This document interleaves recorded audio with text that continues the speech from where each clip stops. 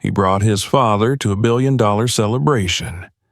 What happened next, no one expected. Watch till the end, and don't forget to like, comment, and subscribe. The sun hovered over Greenwich like it had been paid to shine. Not a cloud in the sky, not a breeze to stir the tall hedges that line the drive of the Greenwich Country Club. Only pristine calm, still as marble. The black Lincoln Navigator pulled up slowly to the club's arched entrance. The valet barely had time to step forward before the door swung open and an older man stepped out. His movements were careful but firm. He was tall, even in age, with proud shoulders and a lean, weathered face framed by a perfectly trimmed gray beard. His suit was sharp, navy, well-fitted, not expensive but precise. A white shirt, a patterned tie, polished shoes. In one hand he carried a leather-bound cane. In the other, a folded handkerchief. His wide-brimmed fedora was tipped slightly back, revealing eyes that scanned the stone steps ahead with practiced calm. This was Harold Samuels. He stood still for a moment, looking up at the building like it was familiar, not in its walls or decor, but in the way old money always carried the same smell: polish, exclusion, and the arrogance of heritage. The valet nodded, but didn't offer to help. "Sir," he said quickly, half dismissively, "deliveries go around back." Harold blinked once. "I'm not delivering anything," he said quietly. The valet frowned, stepped back, and glanced toward the glass doors. Inside, movement. Waitstaff, guests. Harold adjusted his hat. "I'm here for lunch, with my son." The valet looked uncertain. "Do you have a name?" "Harold Samuels." Still unsure, the valet reached for the radio on his belt. "One moment." Harold turned to the doors, taking a step forward. That's when another figure intercepted him, a woman in a navy uniform, her badge reading Club Administration. Her voice was clipped. "Sir, club policy requires all support staff to enter through the rear access." Harold raised an eyebrow. "Support staff?" "Yes, kitchen, valet, janitorial. I'm none of those." The woman's face didn't change. "Then may I ask why you're here?" "I just told your man. I'm here for lunch with my son. His name is Derek Samuels." She paused, visibly uncomfortable, but the next words she spoke made no effort to hide the suspicion in her voice. "Yes, well, the Samuels party is upstairs. If you'll just wait here, I'll verify." "I'll do no such thing," Harold replied, voice calm, steady. "You can check your list. My name's on it." The woman exhaled through her nose. "We have protocols, and this is a private club." Just then, a sharp, patronizing voice sliced through the air. "My word, are we inviting sanitation staff to dine with the board now?" Heads turned. Victoria Hathaway stood just past the patio doors in a crisp pearl blouse and cream trousers, a wineglass in hand. She didn't shout, but her voice carried as intended. Harold turned slightly, meeting her gaze without flinching. Victoria offered a sweet smile that didn't reach her eyes. "I'm sure someone will get you sorted, sir," she said, already turning away. From behind the glass, laughter fluttered faintly. One of the younger Hathaway sons chuckled without even hiding it. "Damn," he murmured. Inside the banquet hall, Derek Samuels was raising a glass. He'd been in the middle of his pre-signing toast, celebrating the pending merger between his company and the Hathaway Group. He saw the scene unfolding through the tall windows. His eyes found his father. And then the administrator. And then Victoria. His face shifted, subtle but unmistakable. The smile died on his lips. The glass lowered an inch, then another. He stepped away from the podium without a word and moved toward the doors. Outside, Harold stood motionless, his hand tightening slightly on the handle of his cane. He'd been here before, Not this club, not this building, but this feeling. The glance, the tone, the suggestion that he didn't belong. And always the choice. Stand tall or shrink. He never shrank. "I don't want trouble," he said to the woman in uniform. "You're creating it," she replied coolly. "That's not what I see. I asked you to wait." "Dad." The voice cut through everything. Derek stood just outside the doors, tall, sharp, tailored, his expression unreadable. "You okay?" Harold didn't answer immediately. Then, "I'm not here to cause problems." "I know that," Derek said, "but they did." He turned to the woman in uniform. "This is my father, the most important person in this entire building." The woman's face drained of color. I didn't." "You did." Victoria appeared again, sipping her wine. "Goodness," she said. "It was just a misunderstanding." Derek's tone dropped to near silence. "No, it wasn't." Victoria shrugged, amused. "Let's not overreact." Derek stepped forward, placing a hand gently on Harold's shoulder. "Come on." "I don't want to ruin your day," Harold said quietly. "You're not," Derek replied. "You are the day." They turned together, walking slowly back to the SUV. Derek opened the door himself, helped his father in, stepped back, jaw clenched. Then he shut the door and walked back up those marble steps like they belonged to him. Inside, the room waited. Uneasy, the pen was still there, waiting for his signature. The champagne tower shimmered, and every head turned when he came back through the door. But he didn't sit down.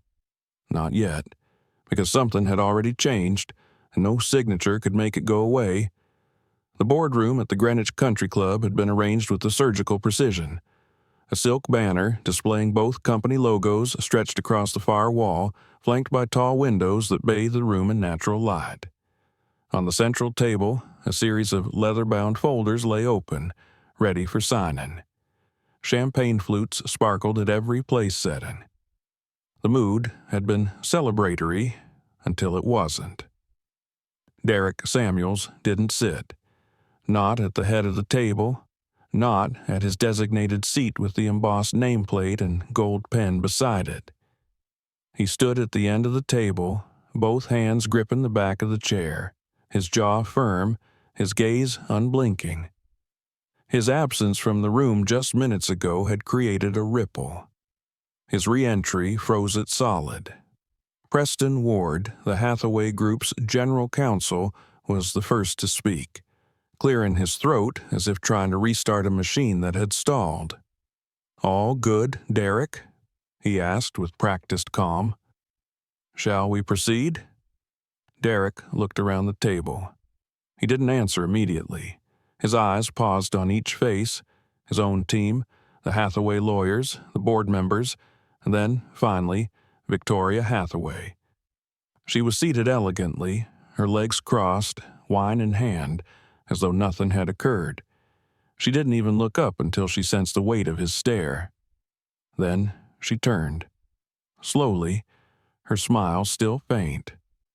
Derek's voice was quiet but steady. "I want to say something before we move forward." Preston nodded. "Of course. Floor is yours." "You all know what this deal means," Derek began. "What it could mean, not just for our companies, but for infrastructure across the country. We've been working toward this merger for over a year. Countless revisions, late nights, strategy meetings." He paused, then continued, more slowly now. "But I'm not signing it." There was a silence that felt like the air had been pulled from the room. Someone coughed. A glass clinked faintly against crystal. Victoria tilted her head, amused. "Excuse me?" Derek didn't blink. "You heard me." Preston shifted forward, hands clasped. "Derek, if this is a negotiation tactic, it's not. Then let's step into a breakout room, revisit any concerns." "There's no more table," Derek said flatly. Bradley Hathaway, the youngest son, chuckled nervously. "He's serious?" Victoria leaned forward slightly. "Let's not spiral over a misunderstanding." Derek turned to her, voice calm but cold.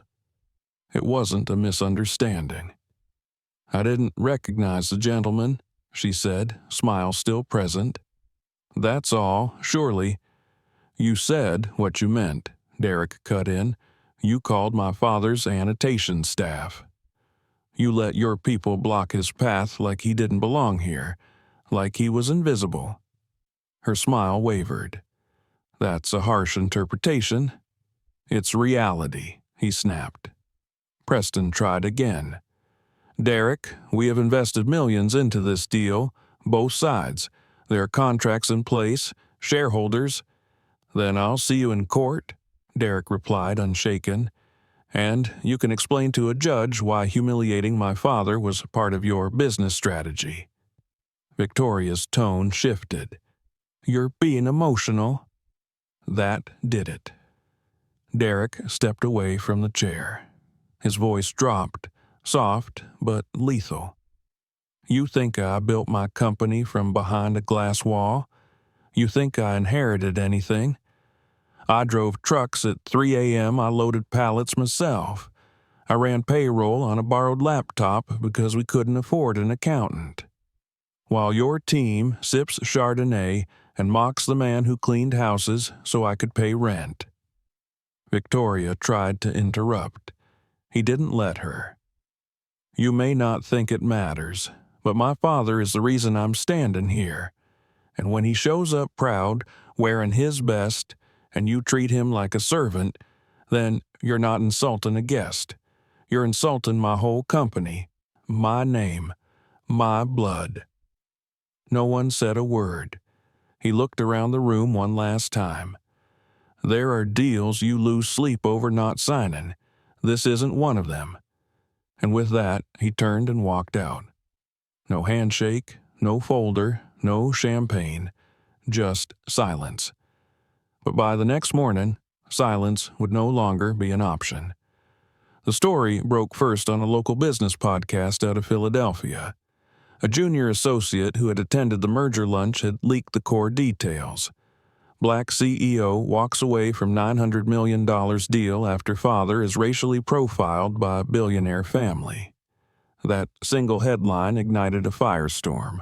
Within hours, TechPulse, Forbes, and Business Today were all covering the story.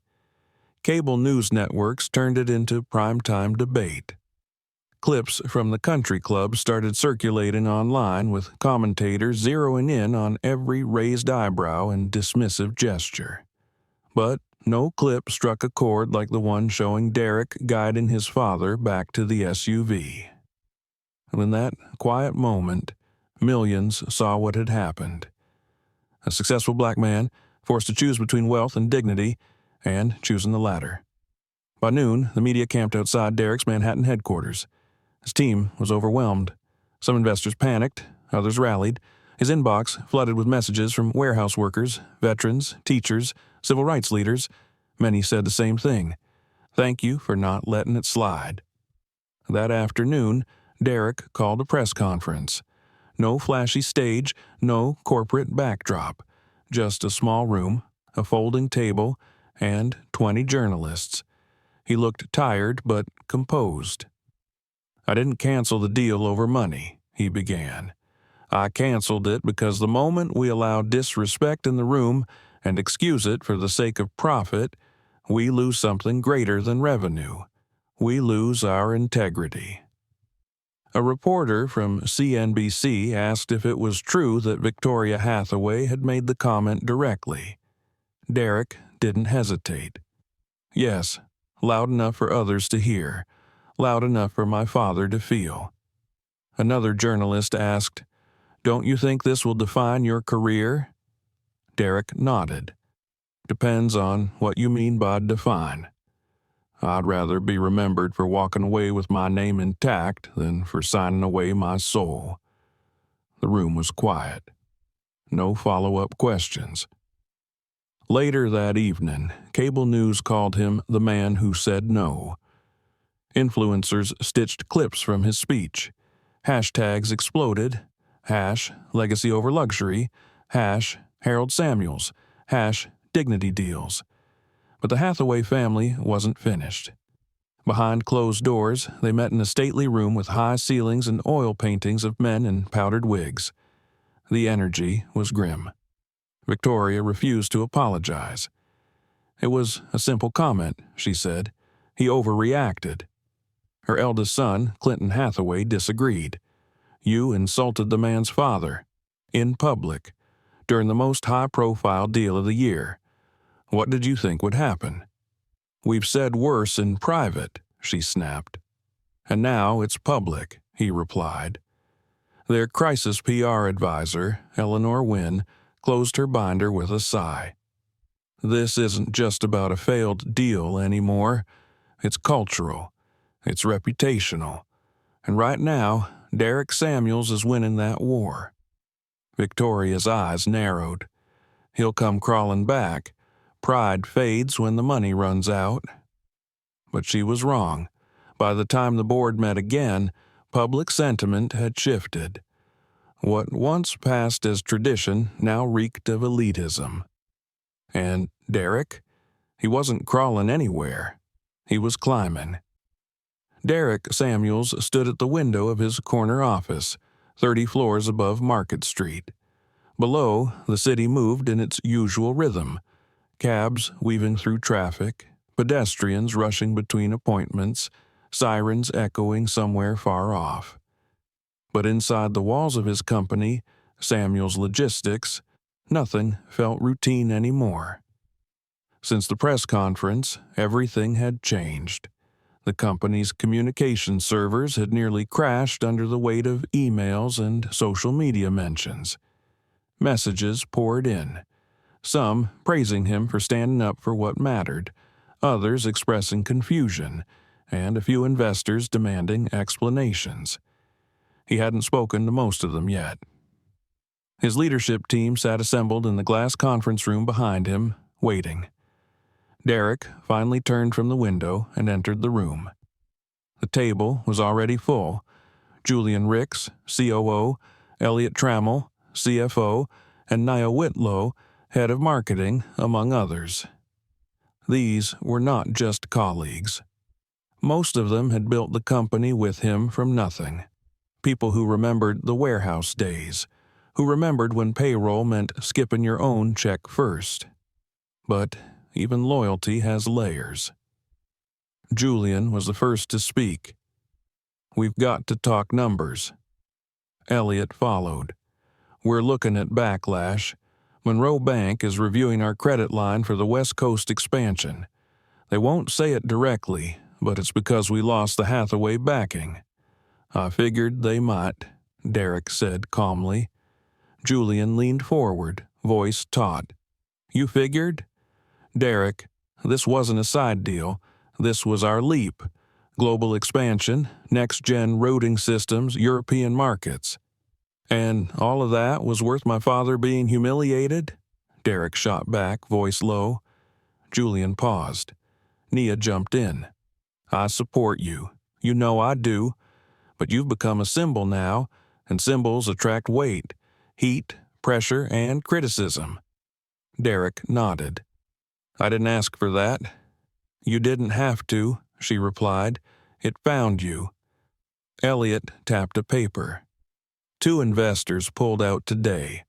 They're saying this proves we're too unstable to handle a billion-dollar scale-up. Another one said we've got a political agenda now. Derek frowned. We don't. Julian shook his head. They're saying it anyway. Let them. The room fell quiet. Let them, Derek repeated. If the price of expansion is silence, we don't pay it. But if we collapse? Julian asked. Then we rebuild, Derek replied. But we don't rot from the inside. Nia looked at him for a long moment, then nodded slowly. All right. Elliot exhaled and leaned back. Julian didn't look happy, but he said nothing more. A shift had occurred. Not full agreement, but something close to alignment. Respect, maybe fear, maybe both. But outside those walls, the storm was far from over. 2 days later, Derek received a message from Theron Ingram, his cousin, co-founder, and longtime partner in the company. It was short. We need to talk, face to face. They met at a small diner in West Orange, the same one where they had drafted their first business plan on the back of a napkin. The waitress still remembered them. Theron was already at the booth, coffee half drunk. "They're freezing our line," he said before Derek even sat down. "Monroe's officially paused the credit.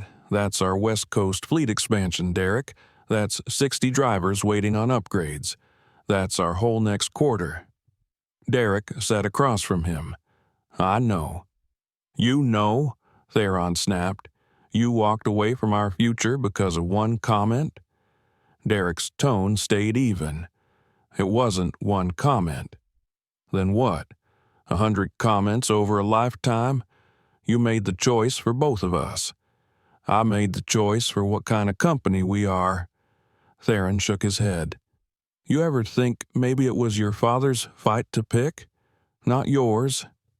Derek leaned forward. "He wasn't fighting. He was being stepped on, and I won't build a legacy that normalizes that." Theron's eyes narrowed. "You mean your legacy? That legacy carries our name." Theron didn't respond. The silence between them wasn't new, but now it felt heavier, a split foreman, jagged and quiet. "I just hope this hero moment lasts," Theron muttered. Derek tossed a 20 on the table and stood. "If it doesn't, I'll still sleep fine."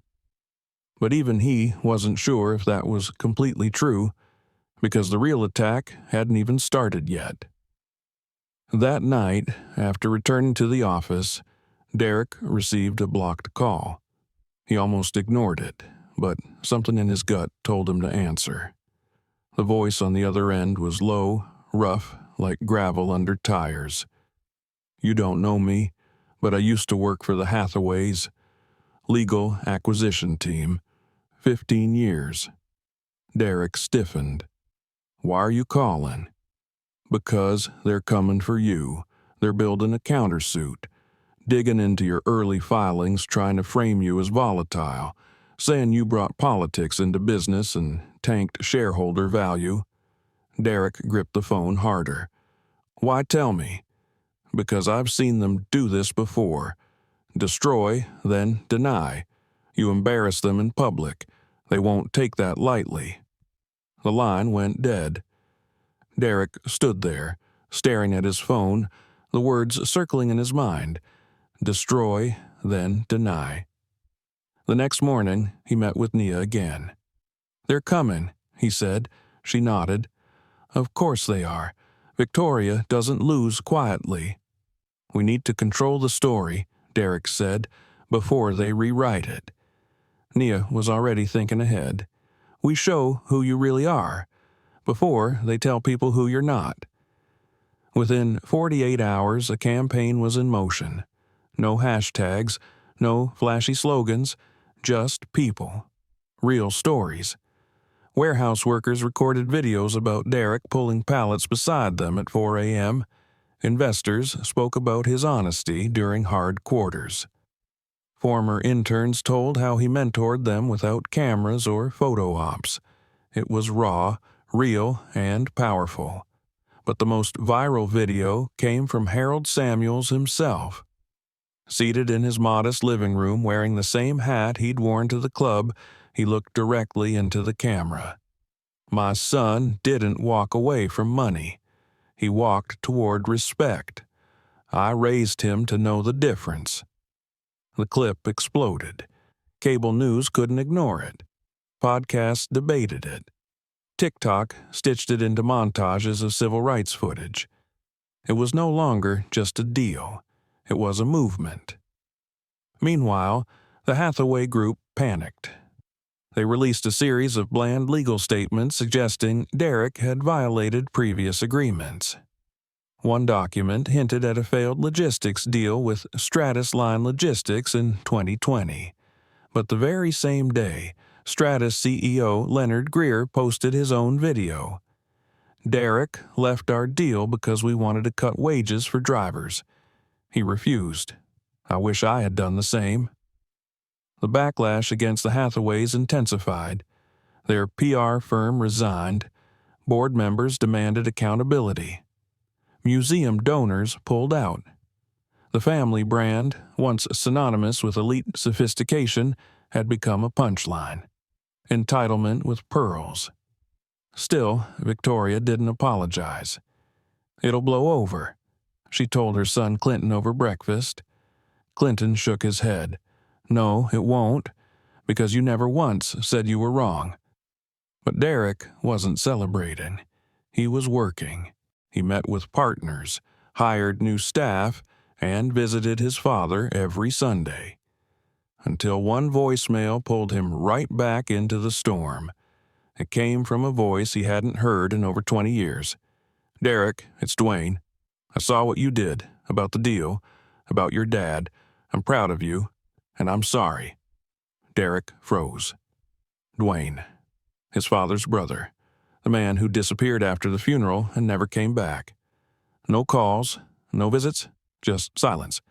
Until now. The message had ended hours ago, but the voice still echoed in Derek's mind. "Derek, it's Dwayne. I'm proud of you, and I'm sorry." It wasn't the apology that stayed with him. It was the sound of man aging, softened by years, slowed by regret. Dwayne had vanished after Harold's funeral like mist after rain, leaving a silence so deep it became normal.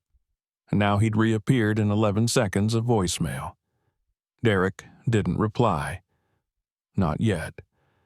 There was too much happening. The storm wasn't passing. It was growing. The Hathaway Group, unable to recover in public, had pivoted in private. Their lawyers moved aggressively.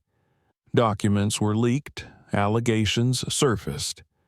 They claimed Derek had a history of breaching agreements. They dredged up a terminated partnership with Stratus Line Logistics from 2020, suggesting it ended because Derek was difficult. But the move backfired again. Leonard Greer, Stratus's CEO, released a video the same afternoon. "I offered Derek a deal that required him to approve wage cuts for drivers. He refused. He said, 'My name's not for sale.' That's why he walked. He did the right thing." The video went viral in less than an hour, and suddenly every narrative the Hathaways tried to spin unraveled. Every time they attacked, someone stood up beside Derek. Workers, partners, executives, interns. People who'd shared elevators with him, or sandwiches, or Saturdays volunteering at food banks. Even the media stopped calling it a feud. Now it was a reckoning. But while Derek's public image soared, internally he felt the ground shifting. He could feel the pressure mounting, not just from boardrooms but from within himself. Legacy was never light, and now it had become a symbol, dragged into debates he hadn't asked to lead. One night, he sat at his kitchen table, a bowl of cold cereal in front of him, uneaten. The apartment was quiet. News clips of Harold's interview played on loop in the background. "I didn't raise my son to chase money," Harold had said on Morning Update. "I raised him to know when silence costs too much." Derek turned off the TV. He needed something real. A day later, it came in the form of a letter. It was thin, plain, with no return address, just his name printed on the front. He almost threw it out with the rest of the mail. Contracts, vendor invoices, white envelopes full of nothing. But he opened it. Inside was a handwritten note. "Mr. Samuels, you don't know me, but I know who you are. My father was the groundskeeper at Hathaway Ridge from 1985 to 2009. He raised me and my sisters working that land. He took the bus before sunrise, worked weekends, wore the same faded hat every day. I saw your story. And I cried, not because I was surprised, but because someone finally said no. You reminded me of him. He never had your platform, but he had your spine. Thank you for honoring men like him. Camille Pierce. Derek read it twice. Then he folded it and sat back silent. He told his father about it the next Sunday, sitting on the porch in Trenton. The sun was low. Harold was tending to a small basil plant on the edge of the steps, the leaves already curling from the June heat. She said her dad worked for the Hathaways, Derek said I reminded her of him. Harold looked thoughtful. Funny how truth finds you, he said. Don't matter the road. That same evening, Derek asked Nia to find Camille, quietly. She did. A fourth-grade teacher in Harrisburg, no social media, no PR angle. Just a woman living a simple life. She didn't expect a reply, Nia said. Didn't want anything, just wanted you to know. 2 days later, Derek knocked on Camille's door with a paper bag full of banana bread from a local bakery. When she opened the door and saw him, her eyes widened. I brought carbs, Derek said. She laughed and stepped aside. Come in before my dog tries to eat you. They talked for 2 hours about her father, about growing up watching him trim hedges for people who didn't know his name, about respect and silence and the cost of letting small humiliations stack into walls.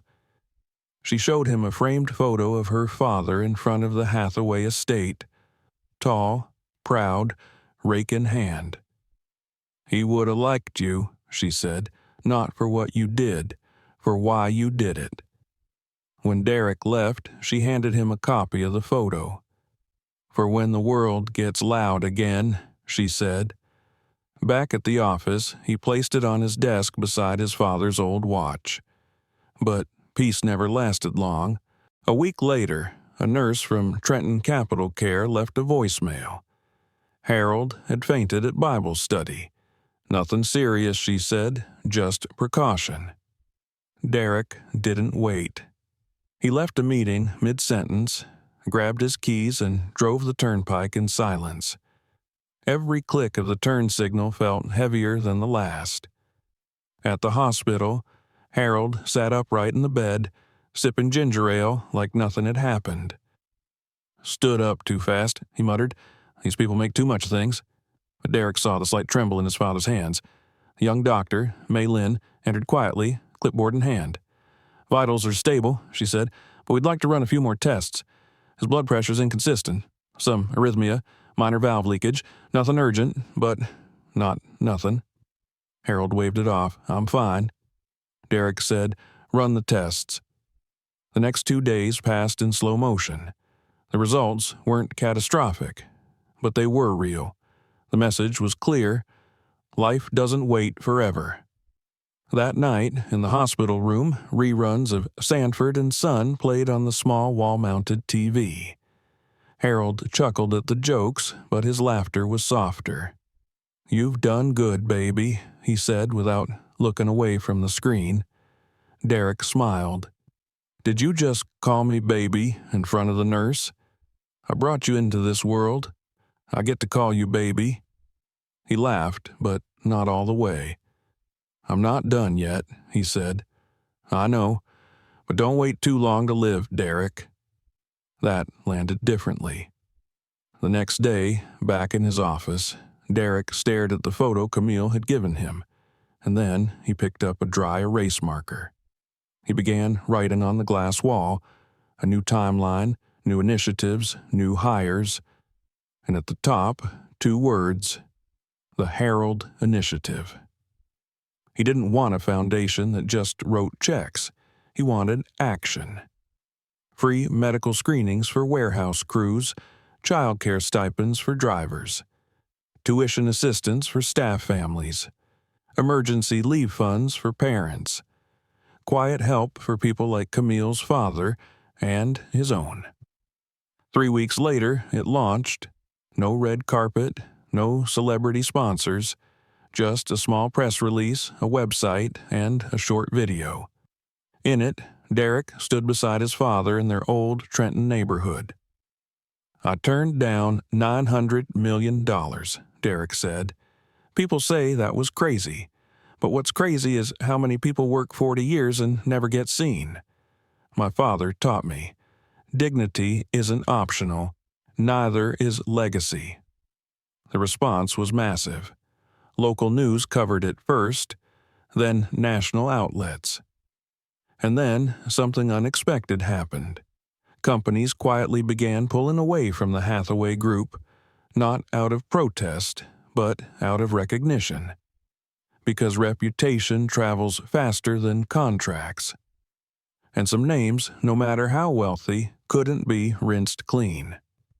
Meanwhile, the Herald Initiative grew. Schools reached out, nonprofits joined, former competitors called with partnership offers. And Derek, he kept working. But as the days passed, one thought lingered in his mind like a slow shadow behind his steps. What if all of this, every battle, every headline, every choice, had simply brought him right back to the very thing he'd spent his whole life avoiding? The family he left behind. The uncle who disappeared. The silence that still hadn't been answered. And the voice that had called once, but hadn't called again. Derek stood in his father's backyard in Trenton, hands in his pockets, watching Harold snip at the basil growing in the planter box they'd built together 2 summers ago. The sun was dropping low, casting a burnt orange hue over the grass, the fence, and the cracked concrete patio. Harold wore one of his old church suits, not for any reason, just because he always dressed like every day deserved respect. The seams were faded, the fabric a little worn at the elbows, but it was still pressed to perfection. He moved slowly, carefully, as if time itself had earned his gentleness. "You all right with all this attention?" Derek asked, not quite meeting his father's eyes. Harold kept snipping. "Attention don't bother me," he said, "but I know what comes with it." "What do you mean?" Harold stood straight and placed a few basil leaves into the small bowl on his hip. "They don't like it when folks like us walk out with our heads high. Makes them feel small, so they try to shrink you." Derek sat on the porch steps and stared at the ground. "They're still spinning it," he said, "still saying I blew up the deal over nothing." Harold looked down at him. "You know it wasn't nothing, and anyone saying that don't know the cost of respect." A moment passed before Derek spoke again. "Theron's still upset. Feels like I took something from the family." Harold walked over and lowered himself onto the step beside him with a quiet grunt. "Baby, every family's got their storm, but if you bend in the middle of it, what do you hand down to the ones after you?" Derek didn't answer. He didn't have to. "I just wanted to protect you," he murmured. "And you did," Harold replied, "but it wasn't just about me. It was about what you represent now. Don't run from that." That night, after dropping his father off and returning to Jersey City, Derek sat at the kitchen counter, eating takeout noodles in silence. On the TV, another replay of his speech. He muted it after 5 seconds. His phone buzzed. A message from Leonard Greer. "DC Council wants to speak with you. They're building a panel on ethical business practices. They want you to lead it." Derek stared at the screen. He hadn't asked for this, hadn't planned it. He just wanted to build something that lasted, something clean. Now he was becoming something else. A face, a movement, a symbol, but symbols are heavy. People either worship them or wait to tear them down. The next morning, back at the office, he met with Julian and Nia. The air felt different now, less tense, more solid. Julian was the first to speak. "We've stabilized," he said, adjusting his blazer. "Cash flow's back on track. Monroe Bank's quiet. No new issues." Nia added, The noise is helping more than hurting. 3 mid-sized logistics firms want a partner. Quietly, but still. Derek nodded. Because we stood for something? No, Nia said with a smile. Because you did. He looked at the dry erase board on the wall, then turned back to them. They want me to be on panels now, lead discussions, sit on boards, tell the world how to lead with values. Julian raised an eyebrow. And I'm not sure I want to be that guy. You already are, Nia said. Derek exhaled. I didn't build this company to be a headline. But that's what makes you different, she said. You didn't ask for this, and that's why it matters. He paused, then stood and started sketching on the board. Numbers, timelines, logistics diagrams, expansion flows. Let's scale without them, he said. Let's prove we never needed that deal in the first place. Julian chuckled. Took you long enough to show back up. I wasn't gone, Derek replied. Just quiet. He circled a date on the board. Next week I want to hold something here. Not a press conference, a real event. Warehouse crew, interns, junior staff, food, music. Remind everyone who we are. Like a community day? Nia asked. Derek shook his head. Like a family reunion, the kind where everybody eats, no matter where they came from. A few days later, they made it happen. The company's largest parking lot was transformed. Tents, picnic tables, food trucks, face painting for kids, book giveaways, music from a local jazz trio. No speeches, no banners, just people. Derek walked the lot slowly, greeting workers by name, shaking hands, hugging old drivers who remembered when the company only had 2 trucks. One woman from the cleaning staff stopped him near the corn dog cart. You really meant it, huh? He smiled. Meant what? All of it. He looked around at the crowd, interns laughing with mechanics, supervisors dancing with toddlers, engineers wiping barbecue sauce off their cheeks. Yeah, he said, all of it. Later that evening, as the sun dipped below the city skyline, Derek took the mic for a brief moment. He stood at a folding table with Harold beside him, wearing his usual Sunday suit. I turned down $900 million, Derek said, and people said I was crazy. Maybe I was. Laughter. But this right here, seeing all of you standing with my father, that's worth more than any check. This company was built with sweat, respect, and names we don't let people drag. The crowd clapped. It wasn't a roar. It was warm, genuine. But just as the applause began to fade, a final message arrived. Not from press, not from lawyers, not from investors. From a voice Derek hadn't heard in years.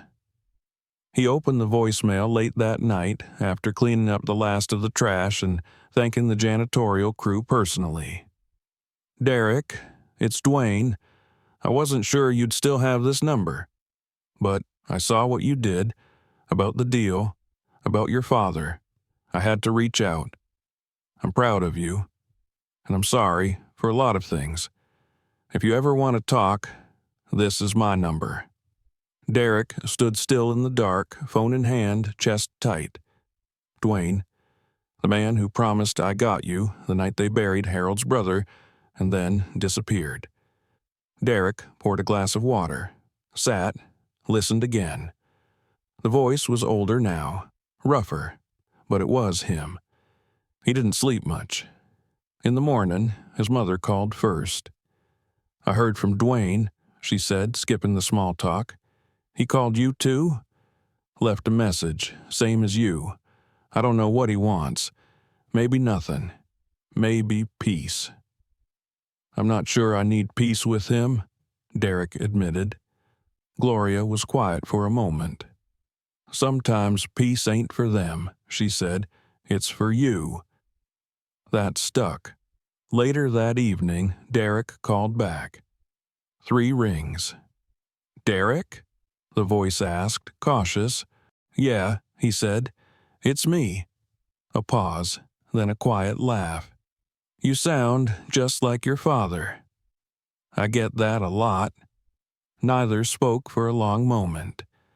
Then Dwayne said, "I'm not calling to explain away the silence. I was a coward after your dad passed. I couldn't look at anything that reminded me of him. And you were a mirror."